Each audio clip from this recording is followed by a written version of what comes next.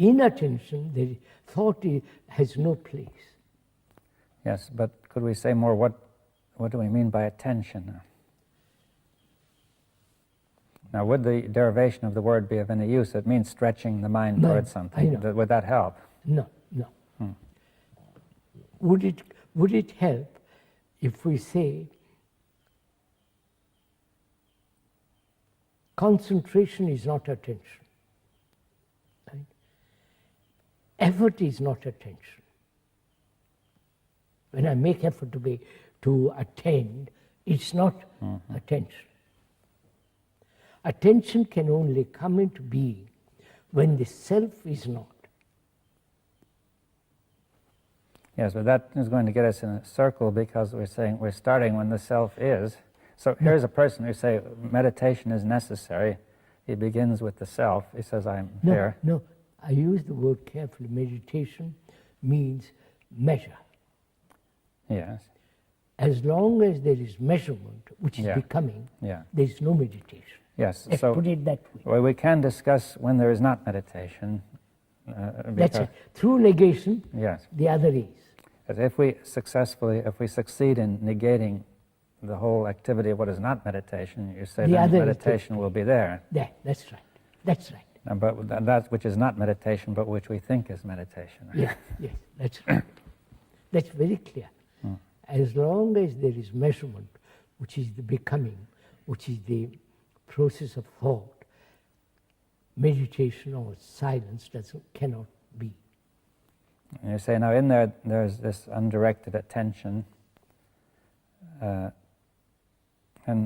this attention, is it of the mind, or is it a attention is of the mind? But it contacts the brain, doesn't it? Yes, we said that. As long as the brain is silent, the other has contact.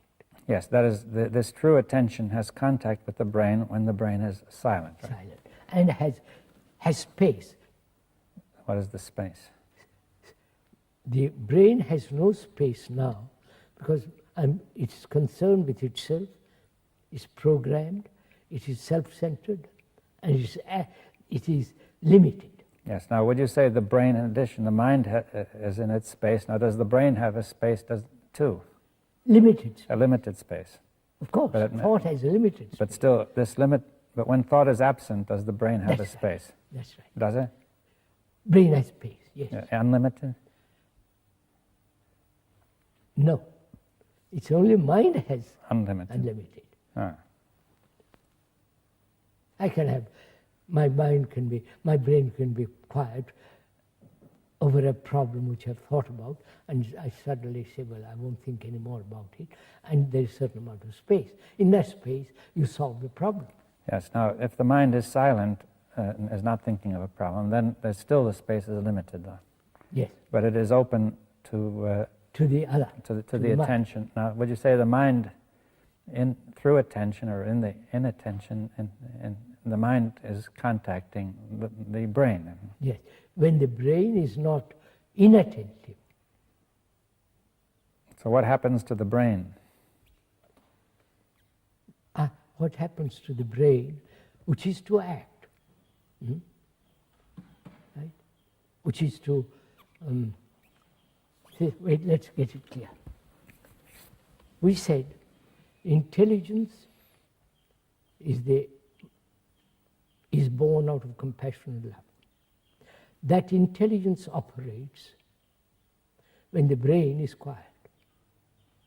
Yes. Does it operate through attention? Of course. Yes. So attention seems to be the contact. Attention, naturally. Is the contact. Attention, we said too, attention can only be when the self is not. Yes.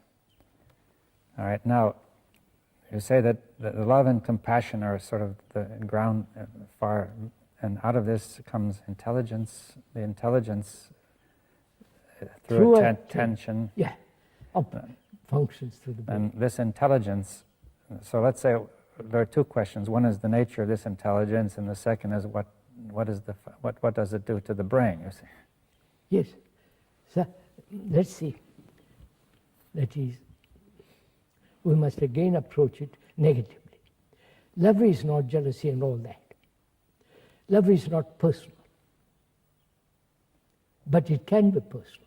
Well, then it's not what you're talking about. Yes. Love is not my country, your country, my God, I love my God. No, it's not that. Well, if it's from universal mind, That's why I say love is something, not, it has no relationship to thought.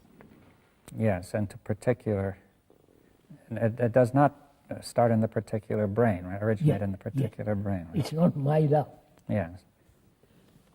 When there is that love, out of that there's compassion and there is intelligence. Yeah. Now, this intelligence, right? We have to, the nature of this intelligence. That is what this intelligence is able to, if I could use the word understand deeply. I don't feel what. No, not understand. Well, what something. Wait, let's look at it. Let's see. What will it do? Does it perceive? Through perception it acts. Yes. Now, what is that? But you see, perception of what? Perception. Now let's discuss perception. Mm-hmm. There can be perception only when it's not tinged by thought. And it's not. Tinged or Yeah. when there is no interference from the movement of thought, there is perception, which is direct insight into a problem Yes. Now. or into human complex. Yeah. Now, this perception originates in the mind. Does the perception originate in the mind? Let's look at it.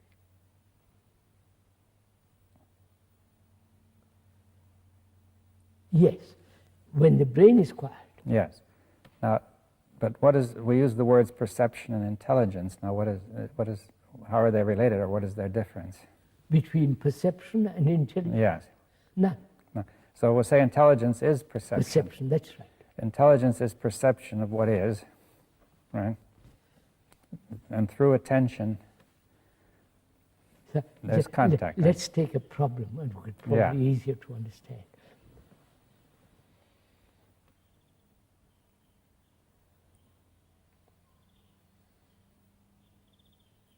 Take a problem of suffering. Human beings have suffered endlessly through wars, through every kind of disease, physical disease, and through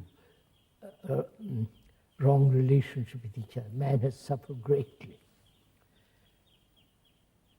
Now, can that end? Yes.